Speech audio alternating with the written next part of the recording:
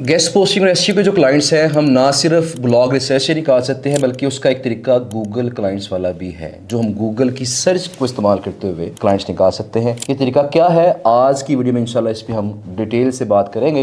इससे पहले कि हम स्क्रीन की तरफ चलें और इस लेक्चर को स्टार्ट करें, आप मेरे चैनल को सब्सक्राइब कर लीजिएगा और इस वीडियो को लाइक और शेयर लाजमी कीजिएगा। तो देखते हैं कि तरीका क्या है। बिस्मिल्लाहिर्रहमानिर्रहीम। दोस्तों, आज हमारा जीबीवी प्रैक्टिकल सीरीज का लेक्चर नंबर 21 है और आज हम देखने वाले हैं कि गूगल से क्लाइंट्स कैसे निकाले जा सकते हैं जो कि गेस्ट पोस्टिंग और एसईओ के क्लाइंट्स होंगे। तो गूगल से क्लाइंट कैसे सर्च करने हैं, उसके लिए हमें डेफिनेटली गूगल की तरफ जाना पड़ेगा और वहां सर्च करना पड़ेगा। लेकिन उससे पहले हमें एक काम करना है कि हमने चैट जीपीटी का सहारा भी लेना है। अच्छा, इससे पहले कि मैं स्क्रीन की तरफ चलूं, एक बात क्लियरली देख लीजिएगा कि जब भी आपने क्लाइंट्स को आउटरीच करना है तो सबसे पहले आपने निश डिसाइड करनी है कि मैंने किस निश के क्लाइंट्स को आउटरीच करना है। अगर फर्ज करें मेरे पास जो वेंडर आउटरीच है वो सैस से मुतलका ज्यादा है तो आप सैस से मुतलका जो क्लाइंट्स है वो सर्च करेंगे। अगर फर्ज करें मुझे लगता है टेक्नोलॉजी की मेरी जो साइट है मेरे पास बड़ी अच्छी मौजूद है और मैं क्लाइंट को ये जब प्रेजेंट करूंगा क्लाइंट इस पे एग्री कर सकता है गेस्ट पोस्टिंग के लिए, या मेरी एसईओ की जो सर्विसेज है वो ले सकता है, तो आप टेक की निश को टारगेट कर लेंगे। और अगर आपको लगता है कि फैशन की साइट है मेरे पास बड़ी अच्छी है तो फैशन को टारगेट करेंगे। पर सबसे पहले जो आपने चीज करनी है वो क्या है कि आपने पहले मेंटली क्लैरिटी अपने अंदर लेके आनी है कि हमने किस निश को टारगेट करना है। तो लेट्स सपोज मैं जो सैस की निश है मैं उसको टारगेट करना चाहता हूं, तो इस निश को देखते हुए मैंने किस तरह से क्लाइंट को फाइंड करना है, उसका प्रॉपर रोड मैप क्या होगा।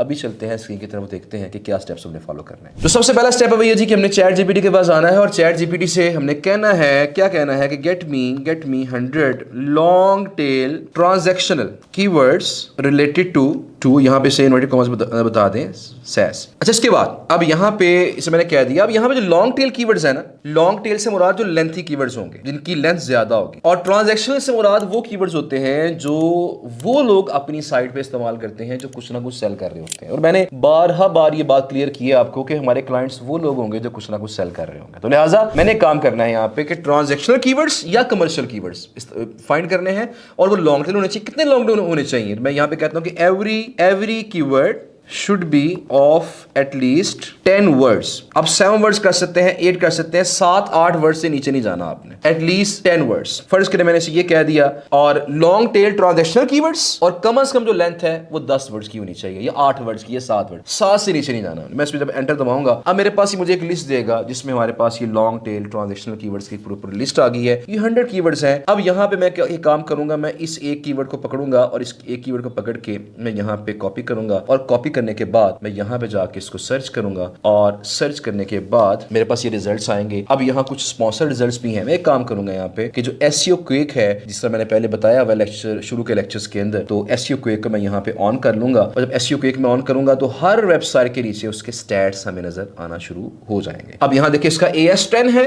मैं इसको क्लाइंट के तौर पर पिक कर सकता हूँ। हमने बस कोशिश करनी है कि 20 से कम या 30 से कम AS हो और ट्रैफिक भी उनकी कम होनी चाहिए। अच्छा, बट ट्रैफिक भी कम है, AS भी कम है, ये क्लाइंट हो सकता है। ये क्लाइंट इसको हम क्लाइंट के तौर पर एक्सेप्ट नहीं करेंगे। आगे हमारे पास ये वाला भी छोड़ दें, इसको हम क्लाइंट के तौर पर पिक कर सकते हैं, ट्रैफिक इसकी कम है निस्बतन। अब यहाँ पे इसके अलावा हमारे पास 65 ट्रैफिक है, ये भी क्लाइंट हो सकता है। तो यहाँ पे अच्छा देखिए, लॉन्ग टेल कीवर्ड जो है ना, टाइप करने का मकसद ये था कि जब हम लॉन्ग टेल कीवर्ड सर्च करते हैं ना तो चांसेस बढ़ जाते हैं ऐसी साइटों के आने के जिनके स्टैट्स लो होंगे। अगर हम शॉर्ट टेल कीवर्ड, छोटे कीवर्ड इस्तेमाल करेंगे या मीडियम टेल कीवर्ड को इस्तेमाल करेंगे ना तो काफी चांसेस ये होते हैं कि हमारे पास बड़ी बड़ी साइटें आ जाएंगी हमारी सर्च में। तो लॉन्ग टेल का मतलब यह है कि हमारे सामने छोटी हल्की जो स्टार्टर साइट्स हैं उनके आने के चांसेस इंप्रूव हो जाएंगे। जैसे कि आप देख रहे हैं कि पहले पेज के ऊपर 10 AS वाली साइट भी आ रही है। बहरहाल अब जो डाटा हमारे पास आ गया, हमने क्या करना है, हमने हर पेज को हमने 1 बाय 1 इसको चेक करना है और जो लोग हमारे मतलब के होंगे, हमारे क्लाइंट के लिहाज से मेयार पे पूरा उतरेंगे, हमने जस्ट क्या करना है, हमने उस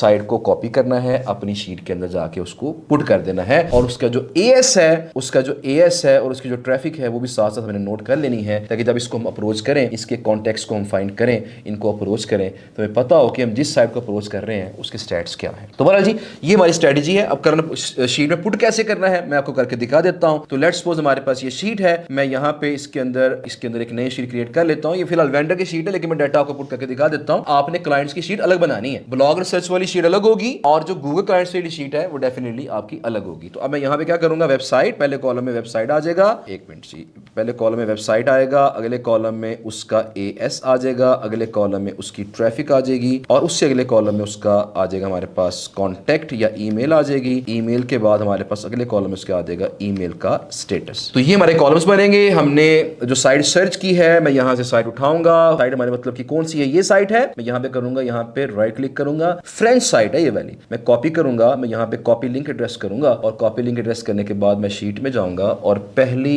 यहाँ पे इसके अंदर पेस्ट कर दूंगा और इसके अंदर हम यहाँ पे ये कर देंगे। और इसके बाद यहाँ पे जो AS है उसकी तरह था वो 10 था, वो 10 पुट कर देंगे। और इसके बाद जो ट्रैफिक थी, आई थिंक इसकी ट्रैफिक कम थी, 124 ट्रैफिक थी। मैं ट्रैफिक इसकी पुट करूंगा 124 और इसके बाद इसका ईमेल एड्रेस फाइंड करके पुट करेंगे जैसे हमने वेंडर्स का फाइंड किया था और इसका उसको वेरीफाई करके चेक करके स्टेटस लिखेंगे कि इसका स्टेटस क्या है। तो ये हमारा मेथड है। 1 बाय 1 हमने अपना डाटा कलेक्ट करना है। 100 साइटें कलेक्ट कर लें रोजाना की, 50 कलेक्ट कर लें, कम से कम 50 साइटें रोजाना कलेक्ट करें और उनको फिर कॉन्टैक्ट्स फाइंड करके वेरीफाई करके उनको फिर ईमेल्स करें। तो यहाँ से भी आपको अच्छे रिस्पॉन्स आने के चांसेस पैदा इंशाल्लाह हो सकते हैं। गूगल से क्लाइंट फाइंड करने का ये मैनुअल तरीका था। नेक्स्ट लेक्चर के अंदर मैं आपको गाइड करूंगा कि इसी तरीके को अगर हमने ऑटोमेट करना है, जो मैं आपसे कह रहा हूं कि आपने रोजाना 50 क्लाइंट्स फाइंड करके उनको आउटरीच करना है, जितने टाइम में आपने मैनुअली 50 करने हैं उतने ही टाइम में ऑलमोस्ट आप 500 क्लाइंट्स को फाइंड करके आउटरीच कर सकेंगे। वो ऑटोमेटिक तरीका क्या है इंशाल्लाह हम नेक्स्ट लेक्चर में देखेंगे। और अगर आप चाहते हैं कि नेक्स्ट लेक्चर आप तक इजीली पहुंच जाए तो मेरे इस चैनल को सब्सक्राइब लाजमी कीजिएगा और इस वीडियो को लाइक और शेयर कर लीजिएगा। अपना बहुत सारा ख्याल रखिएगा। Thank you so much. अल्लाह हाफिज़।